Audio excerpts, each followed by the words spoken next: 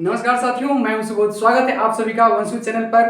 और आज का हमारा टॉपिक है साथियों संस्कृत व्याकरण का ये शब्दरूप में हम लोग पढ़ने जा रहे हैं। नदी ई कारांत स्त्रीलिंग और धेनु ऊ कारांत स्त्रीलिंग। ठीक है, अब दोनों के बारे में हम लोग समझेंगे पहले, उसके बाद आगे हम लोग देखेंगे इस पे काम कैसे करना। ठीक है साथियों, तो इसके पिछले वीडियो जो आपने देखा था उसके आगे का ये जो टॉपिक है इसके बारे में मैं आज अभी लिखा हूँ और आपको मैं समझा रहा हूँ। ठीक है साथियों, ध्यानपूर्वक देखिएगा। इसमें देखिएगा तो नदी जो है यह बड़ी ई की मात्रा इसमें छुपा है। नदी में जो अंत में जो शब्द आ रहा है उसमें कौन सा वर्ण छुपा हुआ है? बड़ी ई। ठीक है ना, ह्रस्व ये दीर्घ ई कहते हैं, तो दीर्घ ई कारांत स्त्रीलिंग, दीर्घ ई कारांत इसको बोलेंगे, दीर्घ ई कारांत स्त्रीलिंग शब्द, क्योंकि यह स्त्रीलिंग है। और इसके रूप चलाएंगे, इसके रूप कैसे चलेंगे? सभी विभक्ति और तीनों वचन में। कैसे? नदी नद्यौ नद्यः, नदीम नद्यौ नदी, नद्या नदीभ्यां नदीभिः, नद्यै नदीभ्यां नदीभ्यः, नद्या नदीभ्यां नदीभ्यः, नद्या नद्यो नदीनां, नद्यां नद्यो नदीषु। ठीक है, इस प्रकार से इसके रूप चलेंगे। आपको अब ये इतना आसान लगने लग गया होगा क्योंकि आप इसके पीछे का जो वीडियो सब देखे हैं या फिर नोट्स बनाए उसमें इतना मतलब यही सब इसी टाइप के लगभग रूप चलते हैं। भी भ्य नाम सु है ना, इसमें भ्याम भ्याम भ्याम ओप ओप ऐसे करके चलते हैं। और ये सिर्फ हमको देख रहे हैं कि याद करने के लिए थोड़ा सा हमको क्या है, बस एक वचन को थोड़ा देखना है, बाकी सब एकदम इजी ही इजी है ना साथियों।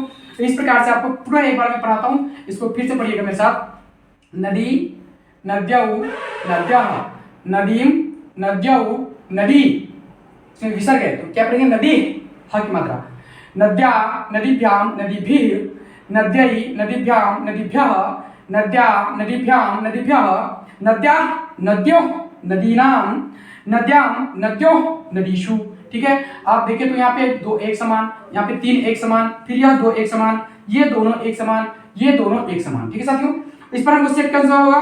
तो साथियों इस पे सेट करने के लिए आपका है युवती, रागी, लेखनी, जननी, पत्नी, कुमारी, दासी इत्यादि। तो ये सब जो देख रहे हैं सब में बड़ी ई की मात्रा इसमें बड़ी है ना, दीर्घ ई की मात्रा से जो छुपा हुआ है अंतिम अक्षर पे, तो ये जितने भी बड़ी ईकारांत है ना, जितने भी है दीर्घ ईकारांत सब स्त्रीलिंग के सब इसमें सेट हो जाएंगे। जैसे मैं इसको एक बार बोल के दिखाता हूँ। जैसे आपने युवती ले लिया, पहला नदी को हटाइए, यहाँ पे युवती जोड़ दीजिए, तो जैसे वैसे रह जाएगा युवती है ना, युवत्यौ युवत्यः, युवतिं युवत्यौ युवत्यः है ना, युवत्या युवतिभ्यां युवतिभिः, युवत्यै युवतिभ्यां युवतिभ्यः। इसी प्रकार से सिर्फ क्या करना है, इसके नदी नदी नदी हटाना है, युवती युवती जोड़ देना है, जो प्रत्यय अंत में आएंगे उसके साथ में पूरा पूरा जोड़ देना साथियों। ठीक है, इसी प्रकार से एक दो का इसमें प्रैक्टिस कर लेंगे, आपको इसका भी प्रैक्टिस अच्छी हो जाएगी, ये याद भी हो जाएगा और आपका इसका प्रैक्टिस भी हो जाएगा। इस प्रकार से क्या करना है आपको, इसको देखते हुए आपको प्रैक्टिस देख कर देखिए, देख कर करिए लेकिन सही करिए। प्रैक्टिस जब अच्छी हो जाएगी उसके बाद आप बिना देखे है ना ऐसे ही बढ़िया से आप याद रख सकते हैं और लिख सकते हैं। ठीक है साथियों, इसको प्रैक्टिस कर लेना। अगला हमारा शब्दरूप है धेनु।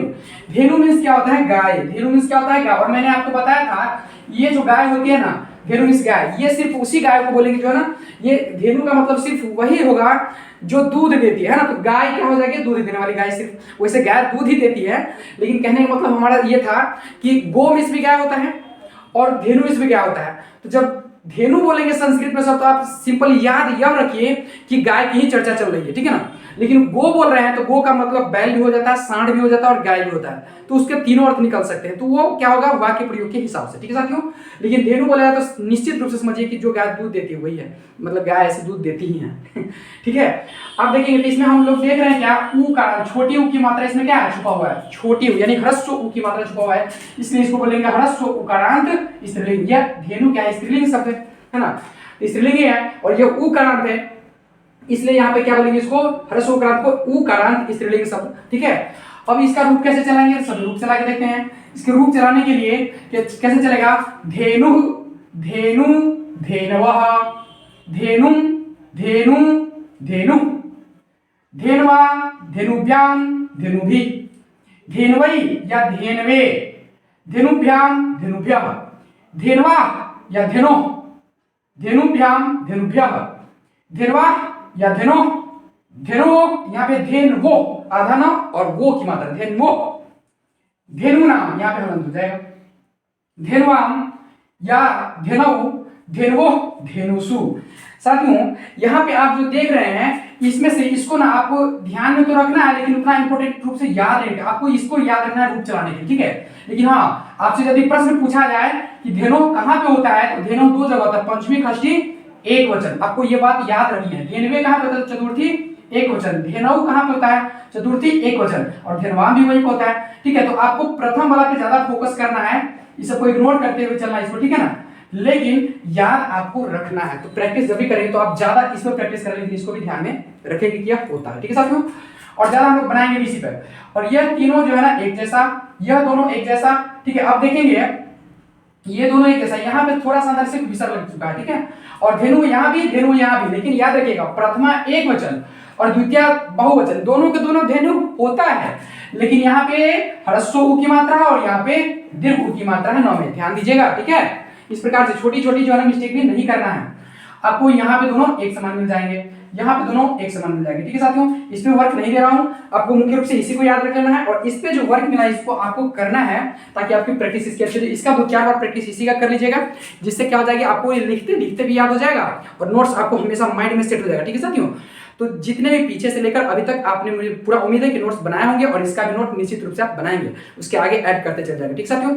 अब इस स्त्रीलिंग में मैंने आपको बताया था जितने भी ये शब्द रूप, उसमें से 2 और बच चुके हैं साथियों, ठीक है। 2 और कौन कौन बचे हैं, तो वधु और मातृ, कौन कौन बचे हैं, वधु और मातृ। वधु और मातृ मैं इसके नेक्स्ट वीडियो में आपको बना करके डाल दूंगा साथियों, ठीक है साथियों। आप इसकी प्रैक्टिस ढंग से कर लेंगे। और पीछे का वीडियो यदि छूट गया है तो आप यहाँ पे जो वीडियो आपको दिखाई देगा, वीडियो का मैं एक डाल दूंगा प्लेलिस्ट, उस पर क्लिक करिएगा, पूरा वीडियो आ जाएगा, और ठीक इसके नीचे, ठीक इसके पीछे वाला वीडियो जाएगा। और चैनल जरूर सब्सक्राइब